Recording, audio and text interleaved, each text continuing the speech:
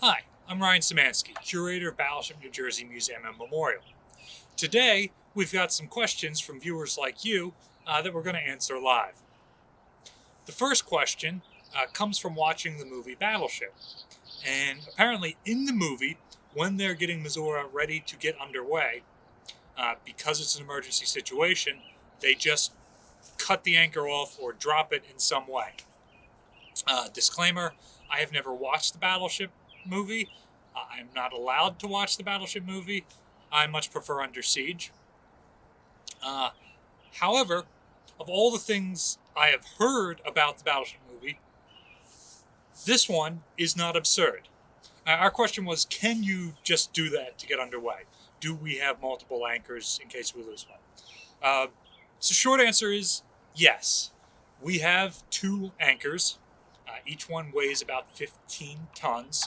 Each one has about 1,100 feet of anchor chain, like this stuff wrapped around the capstan here. And each link in that chain is over 120 pounds. Um, so this is all part of our ground tackle system. Normally, if we were putting to sea, we would take the time to raise the anchor using this capstan that I'm sitting on. In an emergency situation, you can just cut through the chain or let the whole thing go. There's a picture on the screen here next to me, which shows you our chain locker. And that's where the anchor chain for one of our anchors is. There's another locker like that on the opposite side. So that's where the 1,100 feet that aren't played out are stored. They go through a pipe down 4 or 5 decks to get there. And you can see on the bulkhead there is a little pad eye that's been welded on that has a big old shackle attached to it on one end and the anchor chain on the other. That is where that anchor chain attaches to the ship.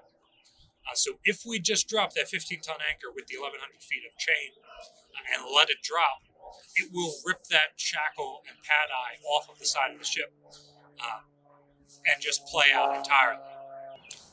Alternatively, you could get an oxyacetylene welding rig, which the ship would have been equipped with multiples of when she was in service, and which we have some that we use as a museum. And you could theoretically, given enough time, cut through this anchor chain. And not only is it something that's possible, it's something that historically these ships have done. In May of 1951, Battleship New Jersey was bombarding North Korean shore positions.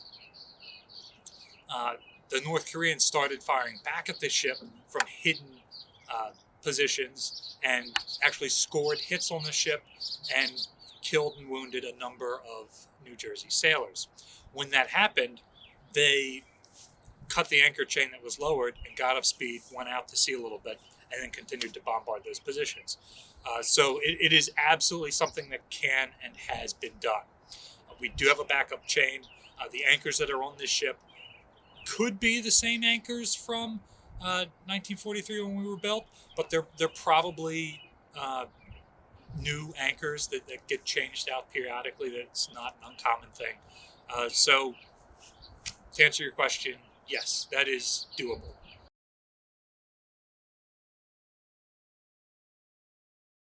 Battleship New Jersey may have been the only battleship in U.S. Navy history that didn't have Marines on board for a deployment. Marines typically would be assigned to a ship, a capital ship like this one, for a couple of reasons. Marines would serve as the core of a landing force when the battleship needed it. They also do self-defense work around the ship and act a little bit like police officers on board, although that's also accomplished by the ship's master at arms force. New Jersey had Marines on board in World War II. In fact, they were berthed right here in this space behind me. There were even racks built into the turret one barbette here for their rifles to go. She had Marines on board for her 2 Korean War deployments. And she had Marines on board in the 1980s when they would have guarded nuclear weapons we carried. She did not have Marines on board during Vietnam.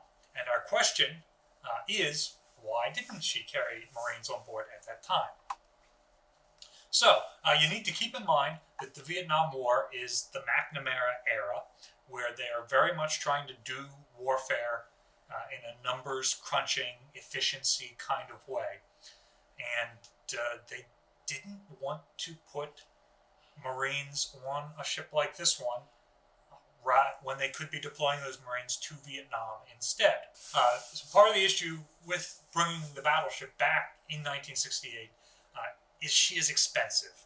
And people were worried that the Navy was trying to recommission this very large, prestigious, expensive vessel to be an admiral's yacht, to be a prestige symbol. So in order to limit the expense of the ship, the crew was drastically reduced. The restoration was not very extensive, and Marines were excluded from it. She wasn't going to get them. They weren't going to restore this berthing space. They're just saving money, cutting corners. We're not restoring the admiral's flag spaces so that an admiral can't turn this into his yacht. There will be no Marines on board to be his side boys. So this ship is purely being used as a naval gunfire platform. We don't want any other uses for it. Now that being said, Captain Snyder, who was the commanding officer during our Vietnam deployment, found a way around that. He did something he called Operation Hilton, after the Hilton hotels, where he would bring Marines from Vietnam onto the ship. When do they get on the ship that they don't get ashore? They get hot showers, they get hot meals. The battleship is very good food, steak and cake and fresh baked bread and that sort of stuff that they're not getting out in the field. So the Marines loved this, and Captain Snyder was able to support them, and it was a very cost-effective and good for morale way to do things. Talk to any sailor who was on this ship in Vietnam, and they will tell you that Snyder knew how to do things for morale. And those Marines who we brought on board would do absolutely anything for him. So if he needed the prestige of somebody guarding his cabin or something, one of those Marines would have done it. Our next question is, why did the crew size fluctuate so much? During World War II, she had as many as 3,000 sailors. At other times, she had nearly half that.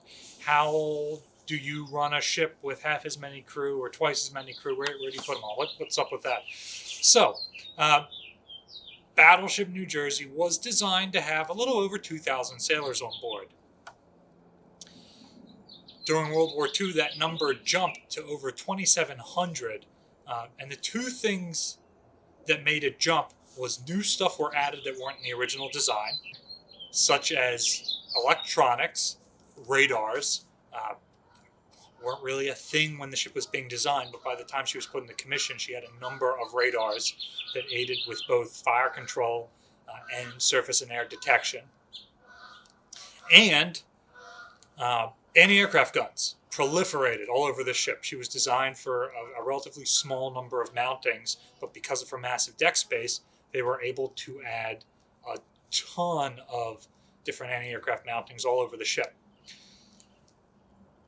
These mountings all needed crew. It takes about a dozen guys to man a 40 millimeter gun. She was designed to have about 4 guns like that on board. She was built with 16, and she had 20 before the end of the war. She was designed to have about 8 individual machine guns on board. By the end of the war, she had about 50. So each one of those guns takes somebody to shoot it, somebody to aim it, somebody to reload it. And it's not just those guys. You need storekeepers that have more uniforms for these guys. You need more cooks to feed a crew that's now 50% larger than it was designed to be. So adding these guns, you're not just adding 12 guys per gun crew, you're also adding a couple dozen guys to support them as well. The other major thing that added crew to this ship was something that she was designed to handle, and that was adding a flag staff. So these were the largest battleships ever built by the U.S. Navy. They were designed to be flagships. But they were designed to be like division flagships. This one would command a battleship division that had 2 to 4 ships in it. In actuality, she was used to be the flagship of the entire 5th Fleet and then the entire 3rd Fleet. So she had a very large flagstaff on board. Which again, the flagstaff isn't just the admiral and his chief of staff.